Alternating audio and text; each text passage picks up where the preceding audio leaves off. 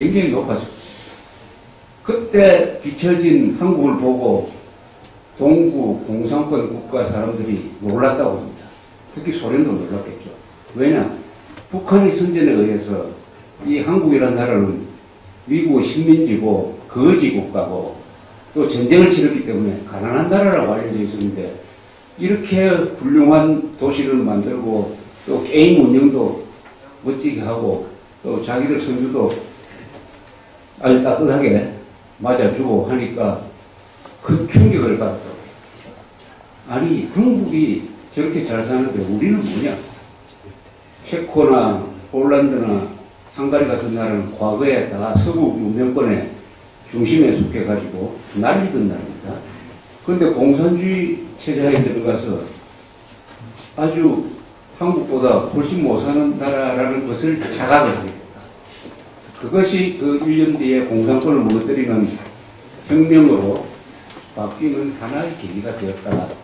막 그것 때문에 무너졌다고 하면 그건 또 너무 과정이고 하는 이야기를 할 수가 있습니다. 우리는 서울올림픽의 수학을 참 잘했습니다. 노태우 대통령이 북방정책을 펴면서 이제는 우리가 단절되었던 유라시아 대륙 국가와 관계를 맺어야 되겠다. 그래서 헝가리하고 제일 먼저 국교를 핍니다. 그 다음에 폴란드, 동구공산권하고, 그 다음에 소련하고, 마지막으로 1991년에 중국하고 수교를 하게 되는데, 이 바탕이 서울 올림픽에서 나왔다. 라고 노태우 대통령이 이야기를 하고 있습니다. 그렇다면 체육이 좋은 정치 지도자를 만나서, 즉, 박 대통령, 박정규, 전두환, 노태우, 박세기, 이현영, 이런 좋은 사람들을 만나서 또 많은 국민들의 참여를 불러일으켜가지고 한국의 역사만 바꾼 것이 아니라 세계의 역사를 좋은 방향으로 바꾸는데 또 이 대학이 체육대학 출신들이 노력을 했다고 하면은 어떻게 보면 이 대학은 역사를 만드는 체육을 통해서 역사를 만드는 한 주역이 되었다. 이렇게 저는 평가를 하고 싶습니다. 박 대통령은 1917년 11월에 나서 1979년 10월 26일에 총을 맞아서 피살이 됐습니다. 박 대통령은 사실은 이 세상에 태어날 수 없는 생명이었어요. 박 대통령을 임신했을 때 그 어머니가 45살이었습니다. 자기 딸도 지금 비슷한 시기에 임신을 했어요. 시집간 딸이. 그러니까 딸과 어머니가 동시에 임신을 했습니다. 아주 창피하게 생각을 했어요. 그래서 박 대통령을 지우기 위해서 요새 같은 낙태를 쉽게 할 수 있었는데 그때만 해도 낙태하는 방법이 아주 제한적이었으니까 아주 끈질긴 노력을 했습니다. 태아를 죽이기 위해서. 저 높은 데서 뛰어내리기도 하고 또 간장을 한 쌀을 그냥 들어마셔가지고 기절해버리기도 하고 나중에는 그 디딜방아가 집에 있었는데 그 방아 밑에 일부러 깔려가지고 배를 누르기도 하고 이렇게 해서 박 대통령을 죽이려고 사산을 하려고 그렇게 끈질긴 노력을 했는데 살아남았어요. 박 대통령이 태어났습니다. 어머니하고 사투 속에서 이겼어요. 박 대통령이 났어요. 아주 몸이 작았어요. 하도 고생을 해놓으니까 배 안에서. 그러니까 어머니가 아주 미안하게 생각을 했습니다. 죽이려고 했는데 태어났는데 또 이렇게 자그마한 그 형제는 아주 몸이 큽니다. 그래서 어릴 때부터 어머니의 사랑을 독차지하면서 자랐습니다. 이 위인들은 좋은 어머니 밑에서 나옵니다. 좋은 어머니가 아닌 아주 나쁜 어머니 밑에서 위인들이 만들어진 경우는 거의 없고 혹시 만들어졌다고 해도 저 히틀러와 같은 괴물이 나옵니다. 반드시 사랑을 받아야 훌륭한 인물이 됩니다. 이건 하나의 철칙이에요. 특히 어머니 쪽에. 박 대통령 아버지는 이 반쯤 건달이었어요. 건달. 일정한 직업도 없고 술 마시기 좋아하고 하는, 그러나 어머니가 좋은 분이고, 박 대통령이 또 어머니를 그렇게 좋아했습니다. 박 대통령 회고담이나 일기 같은 데 보면 어머니에 대한 이야기가 절절합니다. 대통령 되고 나서 나이 60 넘어서 쓴 그 일기에도 보면은 그 어머니하고 헤어질 때, 저 만주공관학교로 갈 때, 그 역에서 헤어지던 이야기를 아주 실감 있게 쓴 것이 있습니다. 박 대통령을 위대한 인물로 만든 것은 어머니의 사랑이었어요. 의외로 간다. 링컨을 만든 그 계모, 또 나폴레옹을 만든 어머니, 이승만의 경우에도, 이승만 대통령의 경우에도 같습니다. 박 대통령은 62년의 생애 속에서 4가지 역할을 했습니다. 하나는 교사, 군인, 혁명가, 그리고 행정가였습니다. 교사, 군인, 혁명가, 행정가였습니다. 정권을 18년 동안 잡았습니다. 이 교사가 제일 먼저죠. 이분이 실제로 교사를 했습니다.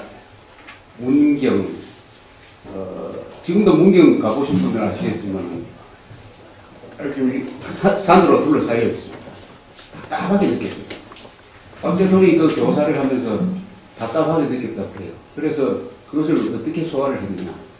박 대통령은 교사로서도 아주 자상한 교사입니다. 지금 박 대통령으로부터 배웠던 제자들이 이제 나이가 80대 후반이니까 아직도 몇 분 살아계셔요. 그분들 만나보면 박 대통령, 그때 박정희 교사 23살 무렵에 박정희 교사에 대한 추억이 많습니다. 아주 따뜻한 교사였습니다. 그러나 깝깝하게 느꼈어요. 그것을 아침에 6시쯤 일어나서 트럼펫 부는 걸로 해소를 했다고 합니다. 그래서 문경 사람들은 꼭 그때 시계가 별로 없었으니까 트럼펫 소리가 들리면은 아, 박 선생이 지금 트럼펫을 부니까 지금 6시 인 모양이다라고 해가지고 시계참을 들었다고 합니다. 박 대통령은 이 혁명을 하고 대통령이 됐고 권력을 잡으면서도 그분의 행동에서 항상 느껴지는 것이 교사입니다. 교사. 박 대통령은 가르치는 사람입니다. 국민을 가르치고 또 뭐 기술자를 가르치고 장관을 가르치고 누구든지 상대를 가르치는 사람으로 대한 사람입니다.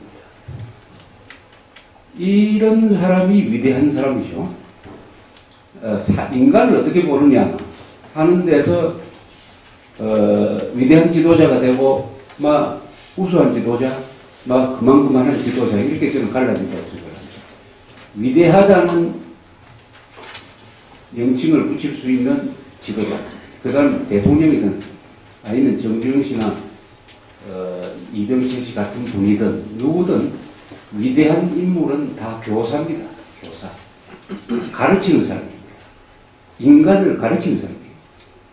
상대의 능력을 이용하겠다는 사람과 상대로 하여금 가르쳐서 능력을 향상시켜가지고 그 사람도 잘 되고 회사도 잘 되도록 해야 되겠다는 사람은 접근 방법이 완전히 다릅니다. 완전히 다릅니다. 교사는 사람에 대한 애정이 없으면 교사가 할 수 없죠. 그나마 가르친다는 게 얼마나 귀찮습니까? 자기 아이 가르치는 것도 힘든데 아무 관계없는 사람, 더구나 무식한 사람을 깨우치고 가르친다는 마음을 가진 사람은 그 사람은 훌륭한 사람입니다. 위대하게 될 수 있는 사람입니다. 박 대통령은 교사였습니다. 그분의 대통령의 업무 전체를 보면은 가르친 사람, 국민을 가르치고 기능공들을 가르치고 장관들까지 가르치고 과학자들한테 가르치고 이런 예가 있습니다. 1960년 51년 5월 16일 날 혁명군이 한강을 넘어와서 남산에 있던 남산에 있는데 KBS를 점령했어요. KBS 점령해가지고 새벽 5시에 이 혁명 공약 방송을 하게 돼 있었습니다. 그때 당직하던 아나운서 박종세 씨를, 박종세라는 분 아시는 분 있습니까? 예. 박종세 씨를, 유명한 아나운서입니다. 찾아서 총을 들이대고 끌고 왔어요. 박 대통령이 혁명 공약을 인수한 걸 박종세 씨한테 주면서 빨리 읽어. 지금 시간이 없으니까 5시 직전이니까 5시 조금 넘었을 때. 지금 5시에 이 혁명 방송이 나오기를 기다리는 그 혁명 동지들이 있으니까 빨리 읽으라고 재촉할 텐데 이 사람이 박종세 씨의 증언에 의하면은 박 대통령이 이걸 주면서 왜 혁명을 해야 되느냐 하는 것을 그 자리에서 한 5분 동안 강의를 했거든요. 자기한테.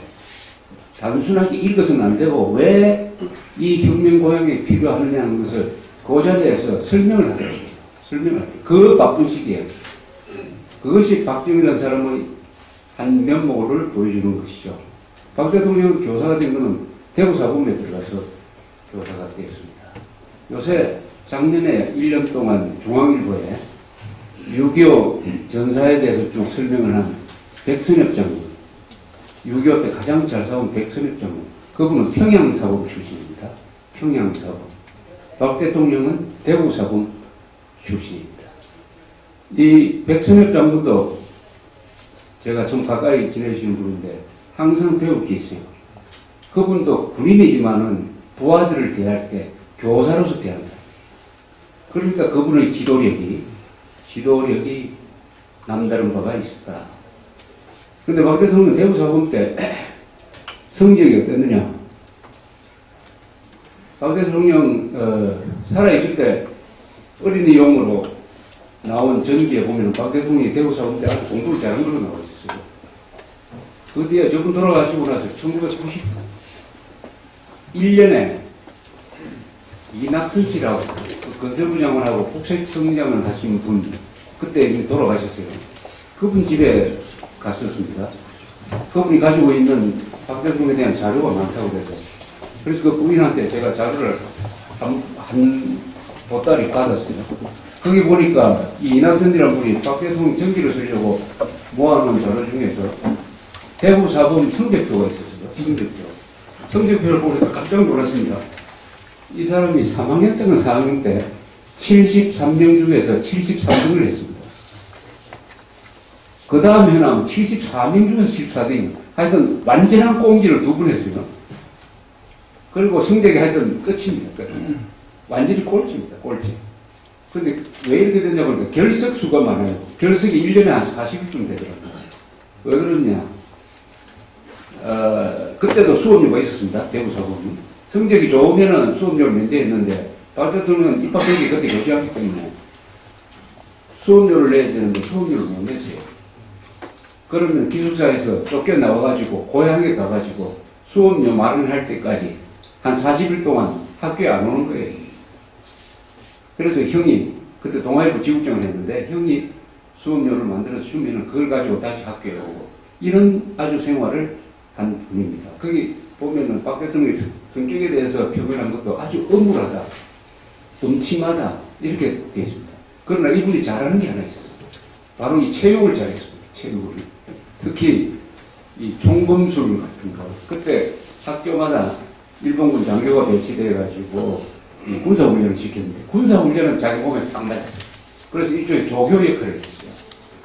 그래서 아마 군인의 길로 갔다고 생각되는데 사실은 박 대통령의 이 일생을 결정하는 데 있어서 어릴 때 읽은 이순신 나폴레옹 전기가 중요한 역할이었어요. 특히 나폴레옹 전기. 어릴 때 읽는 전기는 그 사람의 운명을 바꿉니다. 그러니까 어릴 때 좋은 전기를 읽도록 하는 것, 그게 참 교육상 중요한데, 박 대통령은 이순신 전기와 나폴레옹 전기를 읽고 나서 나는 군인이 적성에 맞다라고 생각을 했다고 합니다.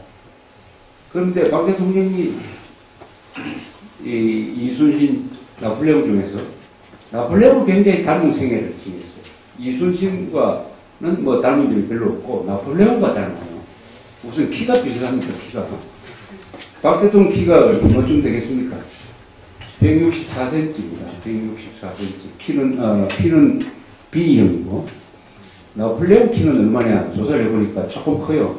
167cm쯤 됩니다. 7cm.